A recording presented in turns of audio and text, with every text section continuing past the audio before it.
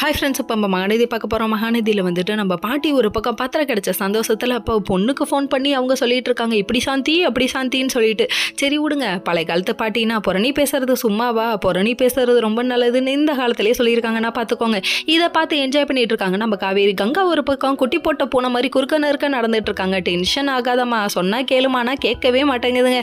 சரி, இதெல்லாம் ஒரு பக்கம் இருந்தாலும் நம்ம சாரதா ஒரு பக்கம் சரசரமாக பேசிகிட்டு இருக்காங்க. எதுக்காக பேச போகிறாங்கன்னு தானே பார்க்குறீங்க. நம்ம விஜயும் குமரனையும் பார்த்துட்டாங்க. பார்த்தோன்னே கோவத்தில் கொந்தளிச்சு போன கங்காவை சமாதானம் பண்ண தெரியாமல் திரும்பிட்டு போகிறான்னு நம்ம குமரனு.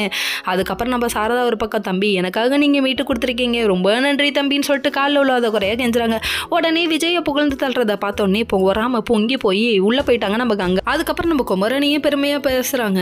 பார்த்தது எருமை வேலை, இதில் என்ன பெருமைங்கிற மாதிரி ரியாக்ஷன் வேற மாதிரி இருக்குது. சரி, எல்லாம் ஒரு பக்கம் நல்லபடியாக முடிஞ்சப்பா, ரொம்ப சந்தோஷப்பா. இதுக்கப்புறம் என்ன நடந்தாலும் பசுபதியால் எந்த பிரச்சனை வரணும்னா இந்த விஜயை தாண்டி தான் வேணும்னு சொல்லிட்டு ஹீரோ ரேஞ்சுக்கு பில்டப் பண்ண ரொம்ப பண்ணிக்காதீங்க, இதெல்லாம் நல்லாவே இல்லைன்னு சொல்லிட்டு கங்கா நோஸ் கட் பண்ணி விடுறாங்க.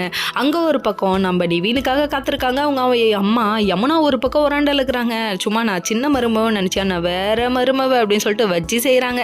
அதுக்கப்புறம் பார்த்தா யமுனாவோட வீட்டை வந்து ஆட்டையை போட்டு கொடுத்தான். அப்போ நான் மீட்டை கொடுக்க தானே செய்வேன், யமுனான்னு பேரை சொல்லிட்டாருமா. அப்படி குழுக்குழுன்னு உள்ளுக்குள்ளே ஏசி போட்ட மாதிரி ஆயிடுச்சு. அம்மா அவன் குடும்பத்துக்காக தான் அப்படி சொல்கிறாருமா. காவேரின்னு சொன்னால் நீ சும்மா விடுவியா, பேயாட்டம் ஆடுவேன், அதனால தான் அவர் இப்படி சொல்கிறாரு. அதாவது பேய்க்கு வாக்கப்பட்டா பேயாட்டம் ஆடிதானே ஆகணும், அதனால நானும் சேர்ந்துட்டு ஆடுறேன்னு நிவின்னு ஒரு பக்கம் சொல்லிவிட அதுக்கப்புறம் வம்பிழுத்துட்டு போகிறாங்க.